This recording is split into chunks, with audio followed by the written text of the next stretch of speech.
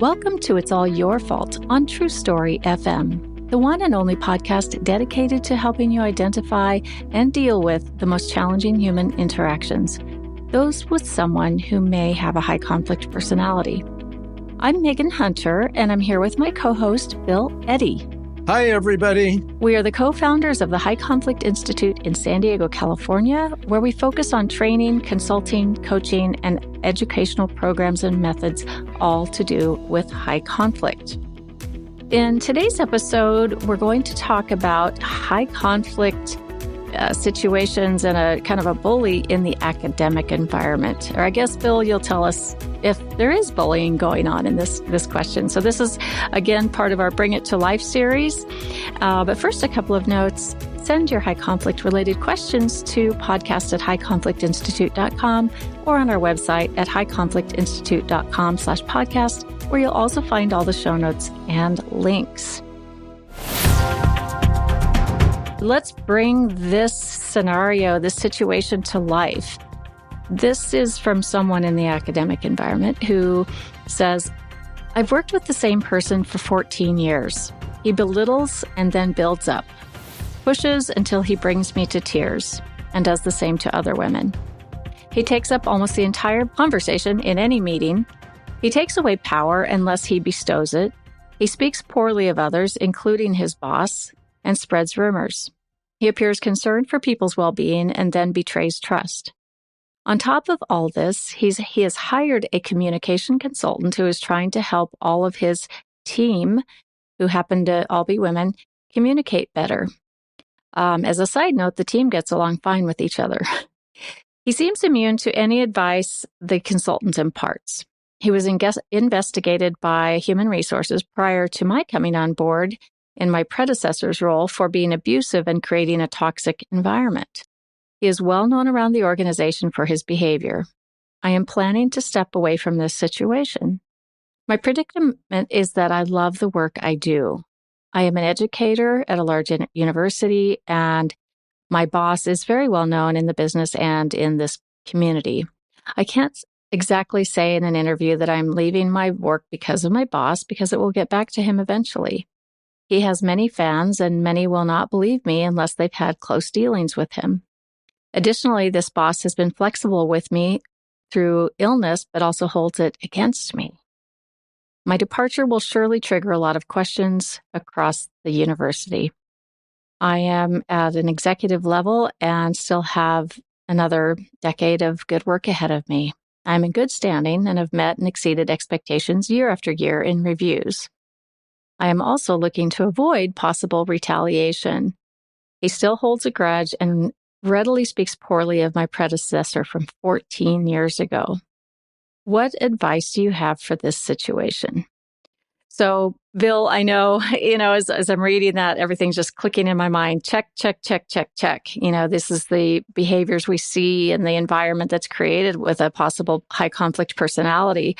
And I think the part that strikes me the most, and I know you have a lot to say about this, but what strikes me the most is how do you stand up for yourself when, this other person has so many fans and people want to believe that this person is wonderful, and the charm and the fairy dust is sprinkling over them that comes from him. So anyway, let's break this down. Let's just start with, what did you see in this or hear in this question that would give you an indication that there might be high conflict behavior going on here? Oh, many, many things. Or I could put it another way. What doesn't? Right. It's the extremes. We hear people say so-and-so's kind of a jerk. Every once in a while, he says something inappropriate. I used to go to lunch with him, but I don't anymore. That's different from high conflict people who really persistently have a pattern of conflict. It's intense. People go, oh my goodness, people feel rotten. People can't sleep. People get stomach aches. People quit working for institutions that have someone like this. What we often like to say is the issue's not the issue, the personality's the issue. It's not the position people are in, it's the personality that guides in terms of what needs to be done. And this sounds very much, a workplace bully, But the problem in higher education is once they have tenure, it's extremely hard to fire them. And so people say, how do we manage them? And the more extreme measures need to be used to manage them. First of all, you have to have the organization on board for setting limits, because if the organization is empowering this person, you're not going to get limits set. Limits, generally, one person can't set limits unless they're in a position of authority over a bully. But targets, victims, colleagues, even one person is usually not enough because they have unrestrained aggressive behavior. And so it takes more of a group restraint or organizational restraint. I do believe that in some cases that people can be fired even with tenure, that there are grounds for that once you get an organization to see what's really happening. In the meantime, if an organization limits what they have power over, limits the decision-making they have, limits the classes they have, people have been restricted that way sometimes when they have tenure. But that's by a department head or a division head who sees what's going on and what needs to be done. In some cases, let's say the organization isn't aware yet, it's helpful to go to an ombuds person. And ombuds people are generally trained to help you resolve conflicts you may have within an organization. And they may have some tips, but they also may have support. Is going, I can empathize with you. I hear what you're going through. This is a hard situation. I don't have the power to fix it as an ombuds person, but I have resources. I have, I'm someone you can talk to from time to time who can keep it confidential, unless there's certain limitations on confidentiality. It's not unusual that people leave a situation like this, sad and tragic as it is, that they leave because they just can't emotionally and health-wise tolerate it. People ask, is there more high conflict personalities in higher education? I think probably yes, because it's so tolerant. In my new book, Our New World of Adult Bullies, I have a case example of someone who worked for a university as a researcher who was horrible. And they tolerated the person with complaints for about 3 years. That person didn't have tenure, and they fired the person, who then sued the university, and that took another 3 years or 4 years. But the university won because they did everything right. But high conflict people don't stop themselves. They keep going. So universities need to look harder at who they're hiring and who they're giving tenure to. Usually this behavior shows up within a year, and it usually takes more than a year to get tenure. So they need to know what to look for. So that's my initial thoughts. Tenure to me just seems to be a license to have, continue high conflict behaviors. It's really hard to pull that back, almost impossible, I think. And I know in some universities there are guidelines or regulations that do allow termination at some point, but you have to have a very strong case, I would think, in order to put that into effect. And it takes a lot of courage, because there's going to be blowback, and a tenured professor who has a high conflict personality is likely going to get a pretty large group of negative advocates and could be quite vocal about it, maybe even to the media. So tenure, it's a tough one. And we've done some training at universities where this is the problem. And even some tenured professors who see someone who's on track for tenure, who they recognize as someone with high conflict behaviors, they see this train coming and there's nothing they can do to stop it. So it can be a tough situation. So let's kind of switch to this listener's question. So on a day-to-day basis, let's say the decision's been made that I can't leave, I need to stay. how do I survive day to day in this position for the next decade without losing my mind? Right, right. Well, I always recommend what we call the CARS method, which I apply in most situations to dealing with high conflict people. So the C stands for connecting. So try to connect with the person either with empathy or attention or respect. A lot of bullies are manageable because they really don't have good control over themselves and they get agitated and upset. But other people can calm them, say, I know it's a hard time and I respect your efforts. Often there's something you can respect and that helps them calm down. Then the A is for analyzing options. So look at choices, look at your own choices, help the person look at their choices. Say, I know this is a tough situation. Let's look at your options here. And that gets them to think, and that gets them out of the reacting mind as much. And more they're thinking, the better chance you have of them being reasonable. So helping them analyze options. Respond, that's the R. Respond to hostility or misinformation by providing useful information. Don't argue with their misinformation.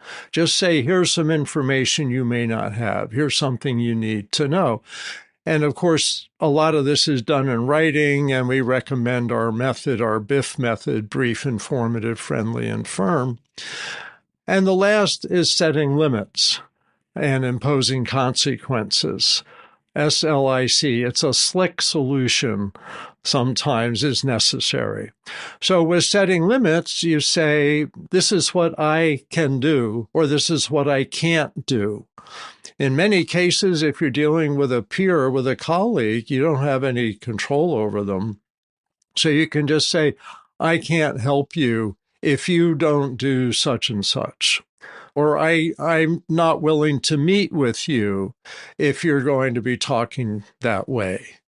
So you say what you're going to do, set what the limit is and what the consequence is. Then, if they violate the limit, then impose the consequence and say, well, this conversation's over. Or I can see you've decided that I'm going to have to end it. So connect with them to the extent you can, help analyze options, respond to misinformation, and set limits on what you're willing to do. I think the more people that catch on and realize they're doing this behavior with everybody, if it's a pattern of behavior, it's not just with you, and that other people will catch on.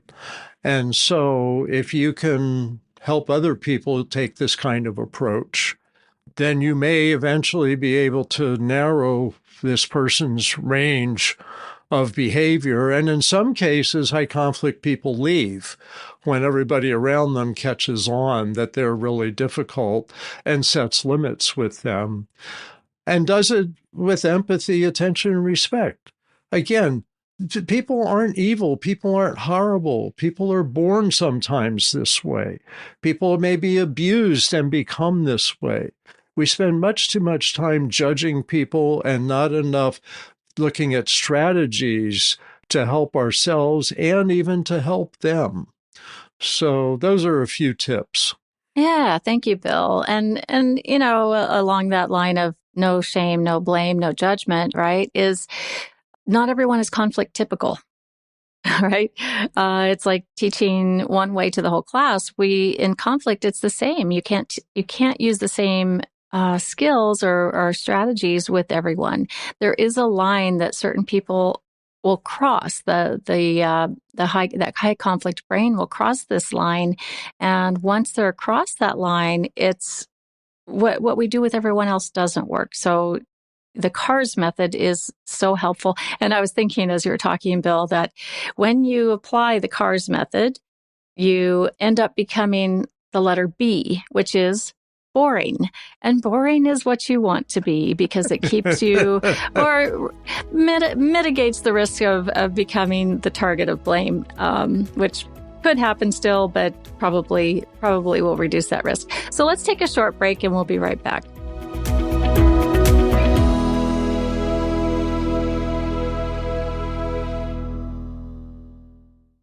Okay, we're back, and let's keep talking about sort of the next place. We just finished with what to do if you decide to stay, but what do you do if you, and how do you affect leaving your position? Because in this particular case, there's the messaging going out to the community, and we all know that just about in any industry or environment, that it can go beyond where your specific environment is and way out into other universities, other states, even other countries. So we don't want to get in a position where we are blacklisted or badmouthed. So how do we leave when we decide to leave? How do we answer those questions honestly in the exit interview without triggering some backlash and retaliation? This is another area of choices and judgment calls.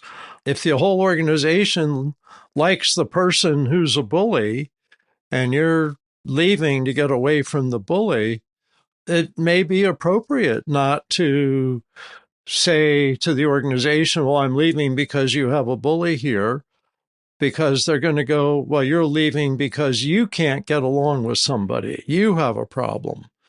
And so you may not want to leave that way. On the other hand, I think it really helps organizations to know people are quitting because we have a bully here. And so if there is someone that you feel safe to talk to, you may want to let them know this, and this is happening. I know someone else who left. Now I'm leaving. Your organization's going to be harmed by losing good people because of this one difficult personality. And so you need to know that.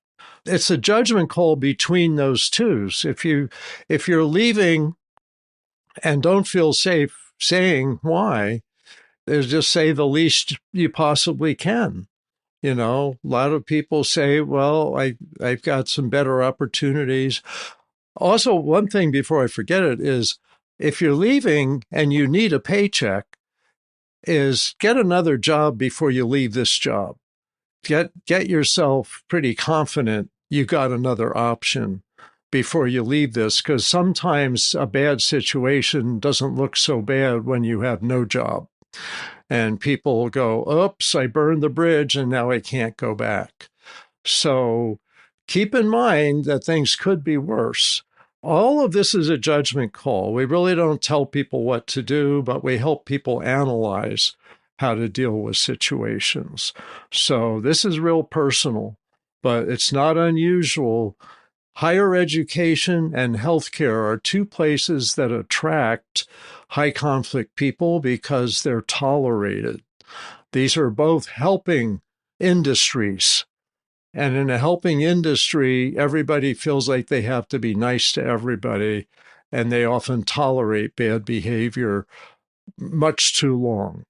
So just be aware, if you're in these industries, that you will be running into some bullies, and keep your eyes open so you don't get stuck or get too close and get burned. Absolutely. Keep those eyes wide open and keep yourself boring. And if you are headed to that exit interview, you've made the decision to leave, and now you have to go there, and you want to get this off your chest, and you want someone to understand what you've been going through and how awful this other person is. Just fast forward in your mind a month. Kind of imagine yourself 1 month out from leaving the exit interview. Is it that important a month on to have said those things and to sort of set yourself up to potentially be a target? A lot of things kind of diminish over time, and high conflict can have such a big impact on us, but a little time away, you start to feel a bit better about it. So, all right, so let's go on to what not to do. What shouldn't you do in situations like this, Bill? In addition to the CARS method of what to do, we say there's 4 forget about it, 4 things not to do. One is, don't try to give a high conflict person insight into themselves. They're going to hear it as a criticism and attack you if they're a high conflict person. If they're not a high conflict person, they're going to feel insulted and just not be happy with you. So trying to give people insight, like, how can I make her see her part in the problem? Or how can I make him understand this is mostly his fault? If sentences like that start forming in your mind, just substitute the word forget about it. They don't do that. They hear all feedback as negative and they defend against it. That's part of the pattern. Second is, don't get stuck arguing about the past. Don't focus on the past. High conflict people are constantly arguing about the past. They don't grieve and heal the way most people do when there's a major loss and then move forward. For some reason, they don't have that mechanism, the grieving and healing process. So they carry around a lot of upset emotions and they keep trying to rewrite the past. It's like, I didn't do anything wrong and the other people did everything wrong. So if they can successfully rewrite the past, then they don't have to grieve and heal anything. So that's why that happens. And the third is related to emotions. Don't open up emotions. Don't say, so how do you feel about that awful thing that happened? Or even, how do you feel today? Because high conflict people generally don't feel good, and it focuses them on how they feel, and that makes them feel worse. So you want to say, what did you think of that game yesterday? Or how about the weather today? Rather than, how do you feel? And the fourth forget about it is forget about telling them they're a high conflict person, telling them that they're an alienating person, telling them they have a personality disorder, telling them they're a bully, telling them they're a perpetrator. All those words just trigger upset feelings for actually everybody. Nobody likes to be labeled. So don't call them a high conflict person. So those are the four forget about it. Insight, forget about it. The past, forget about it. You can't win those arguments. Focus on what to do now. Choices now. Opening up emotions, forget about it. And calling people names, forget about it. None of that helps. Yeah, it's good advice, kind of like kindergarten. So I know a phrase we often hear when someone's dealing with someone along the spectrum is if you would just, if you would only, right? So if you find yourself saying those words, if you would just think about what you're doing, if you would just stop and think about this before you say it, that's a sign to yourself that you're dealing with high conflict, because most people would stop and think about those things, but the high conflict brain doesn't. Yeah, that's a good point. When you're starting to feel that way or even act that way, that's a diagnostic symptom of dealing with high conflict people. Take a break, take a breath, and figure out what to do logically, not emotionally. On that point, I think it's also important to talk about, what do we do if we do snap? You know, being around high conflict can be the most aggravating, frustrating, and depending on how our day or how our life is going, some people are more apt to finally snap than others. It happens, right? We're human. It's real life. So you've snapped. Now you look like a moron, right? You look like the one who's high conflict because all of a sudden you're loud. And let's say the high conflict individual hasn't even been loud. They've just been annoying the hell out of you and getting under your skin and all of these things, right? So then you snap and you look guilty. You look hot-headed. So how do you come back from that? Well, I think first you got to take a break and calm yourself down so you deal with things logically, not emotionally. Talk to somebody that's a support person for you. And then see if you need to do any repair work.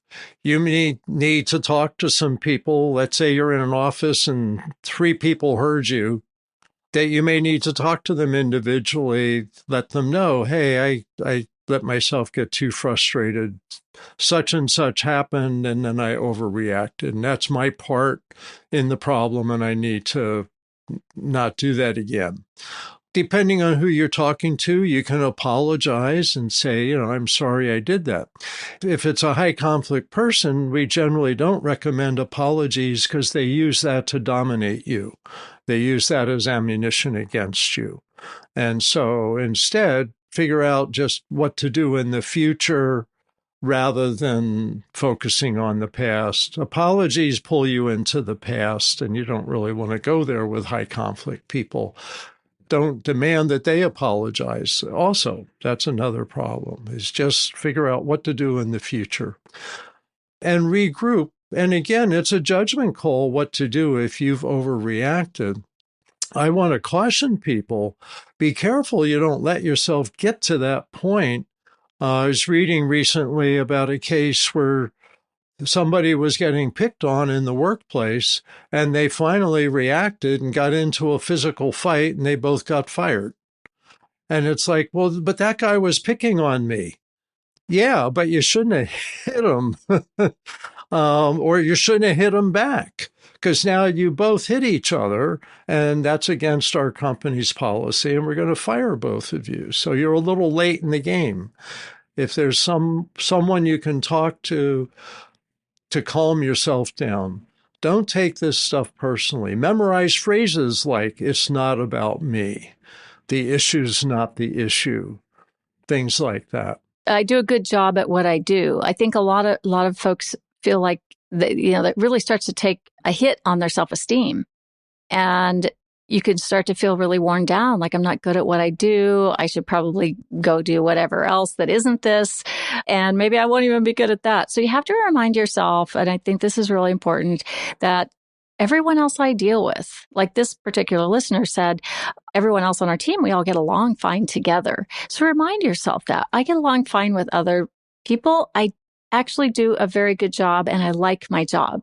So stick to those things. Make those the sticky things and make this the minor thing, right? Excellent. Excellent. Yes, I'm so glad you said that, Megan, that if what you tell yourself makes all the difference in the world. And don't join the bully in criticizing yourself. Join your friends in encouraging yourself. Yeah, don't join the bully. Excellent, excellent.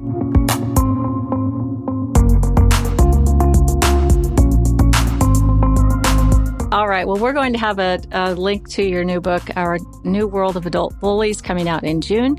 And next week, we're going to talk with a special guest, Kate Merrill, who is an attorney that has dealt with a lot of high conflict financial disruptions, people who manipulate finances. So that ought to be pretty fascinating.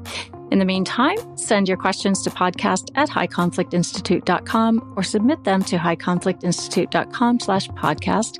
We'd love it if you tell your friends and colleagues about us, and we'd be grateful if you'd leave us a review. Until next time, keep learning and practicing these skills. Be kind to yourself and others while we all try to find the missing piece. It's All Your Fault is a production of True Story FM. Engineering by Andy Nelson. Music by Wolf Samuels, John Coggins, and Ziv Moran. Find the show notes, and transcripts at truestory.fm or highconflictinstitute.com/podcast. If your podcast app allows ratings and reviews, please consider doing that for our show.